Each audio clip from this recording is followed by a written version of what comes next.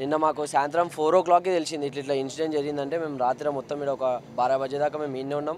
రాత్రి మళ్ళీ గోరక్ష పోయి పొద్దుగాల మళ్ళీ మేము ఈడికే వచ్చినాం. అంటే మేము ఎట్లయిపోయిందంటే అన్న, హిందువుల పరిస్థితి ఎంత ఘోరంగా అయిపోయిందంటే, ఏదైతే ఆర్గనైజేషన్ అంటే హిందూ అని కానీ మన హిందూ ధర్మం గురించి పనిచేసే ఆర్గనైజేషన్లు అవే సిర్ఫ్ మన గుళ్ళ గురించి కానీ గోరక్ష గురించి కానీ లవ్ జిహాద్ మీద పనిచేస్తారు కార్యకర్తలు. అన్న అమాయకమైన కార్యకర్తలు బలైపోతారు అన్న. మన సెక్యులర్ హిందువులు ఇళ్ళలో వండుకుంటారు. ఈరోజు మీరు ఇప్పుడు దానిసేపు మీ మీడియా ముందు అక్కడ ధర్నా కాడ మీరు వచ్చి చౌరస్తా మీద అన్న, మేము ఒక 5 నిమిషాలు 10 నిమిషాలు ఆడ శాంతియుతంగా ధర్నా చేస్తుంటే ఎన్ని బండ్లు ఆగినాయి అన్న ఒక్కసారి జరగండి, మేము వెళ్ళిపోతాం అంటే, అరే నువ్వు పొద్దున్న లేసే గుడికి ఎందుకు వస్తావు రా భయ్? నీ కష్టాలకి వస్తామేమో నీకు గుడి కావాలి. అదే గుడికి కష్టం వస్తేనేమో నువ్వు ఇంట్లో రండగానిలాగా ఇంట్లో వండుకుంటావు.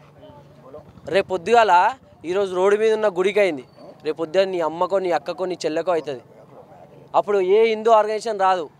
ఈరోజు హిందూ ధర్మం కోసం పనిచేసే కార్యకర్తల మీద రివర్స్ మాట్లాడితే రేపు పొద్దున్న నీ ఇంట్లో ఏమన్నా అయితే ఇదే హిందూ ధర్మం గురించి గుండె వలిగిపోతుంది నా కార్యకర్తలకి. పలిగిపోయినప్పుడు ఓటు బయటికి రాడు. అప్పుడు సెక్యులర్ హిందువులారు చచ్చిపోతారు. ఇంట్లో ఉన్న అమ్మాయిని కూడా కాపాడుకోరు.